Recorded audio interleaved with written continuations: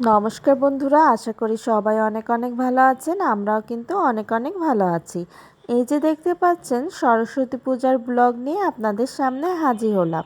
সরস্বতী পূজার দিনকে আমাদের একটু তাড়াও ছিল, কারণ সরস্বতী পূজার দিনকে পূজা শেষ করে আমাদের ঢাকায় যাওয়ার একটা প্রোগ্রাম ছিল। ঢাকায় আসলে একটা বিয়ের নিমন্ত্রণ ছিল, সেই জন্যই আর কি সরস্বতী পূজা করে তারপরে আমরা ঢাকার উদ্দেশ্যে রওনা দিয়েছিলাম। এবছরে আমাদের মা সরস্বতীটা কেমন হয়েছে আপনারা কিন্তু কমেন্টে জানাবেন।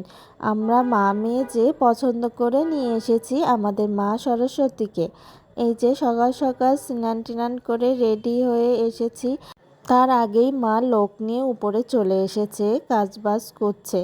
আর এই যে আমরা আর কি ছেলে মেয়েকে স্নান টান করিয়ে রেডি করিয়ে আমরা স্নান করে রেডি হয়ে তারপরে চলে এসেছি।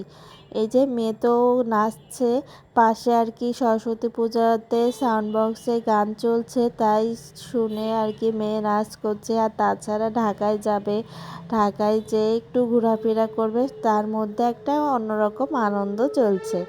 আর এই যে বসে আছে, এই ছাদ দিয়ে ঘোরাঘুরি করছে। তারপরে শ্বশুর বাবাও চলে এসেছিল।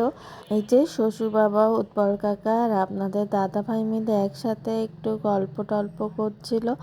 আমি তাই একটু আপনাদের সাথে শেয়ার করে নিলাম। আমাদের ঠাকুরমশাই আসতে একটু দেরি করছিল, তাই শ্বশুর বাবা আর ছেলে একসাথে ছাদে বসে আছে। তারা দেখেন একই দেখতে, চেহারায় অনেক মিল। বাইরের মানুষ যারাই দেখে তারাই বলে যে ছেলেটা আপনাদের শ্বশুরের মতোই হয়েছে।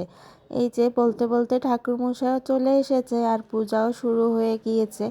আর আমার মেয়ে তো অনেক শান্ত, সে মন দিয়ে অঞ্জলি দেবে কি সব জায়গাতে ঘুরে বেড়াচ্ছে। আর দেখেন মা সরস্বতীকে কত সুন্দর লাগছে। আর ছেলেটা কিন্তু তার বাবার কোলে চুপ করে বসে আছে। আর এইখানে আমরা সবাই বসে একটু পরেই অঞ্জলি দিব। আর মেয়েটা চারিদিকে দৌড়োদৌড়ি করে বেড়াচ্ছে, তাই ওকে ক্যামেরায় দেখা যাচ্ছে না খুব বেশি। আর এই যে কিন্তু এই সরস্বতী পূজার জন্যে একটা বিপদ ঘটে যাচ্ছিল আমাদের রাজকন্যার।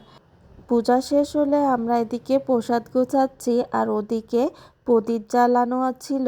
আর মেয়ে মা সরস্বতীর কাছ থেকে ফুল আনতে যাচ্ছে, ওই মধ্যে আর কি প্রদীপটার পাশেই আর কি দাঁড়িয়ে মা সরস্বতীর কাছ থেকে ফুল নিচ্ছে। ওই মুহূর্তে বোন দেখেছে বলে চিল্লাই পড়ছে, আর আমিও যেয়ে ধরেছি, না হলে একটা বিপদ ঘটে যেত। মা সরস্বতীর কৃপায় আমরা সবাই ভালো আছি, সুস্থ আছি। আপনাদের সরস্বতী পূজা কেমন কাটলো অবশ্যই কিন্তু কমেন্টে জানাবেন। আর এই যে পূজা শেষ হলে আমি নিচে নেমে এসেছি, এবার আমরা ঢাকায় যাব, বিয়েতে অ্যাটেন্ড করব, সেই জন্য রেডি হচ্ছিলাম।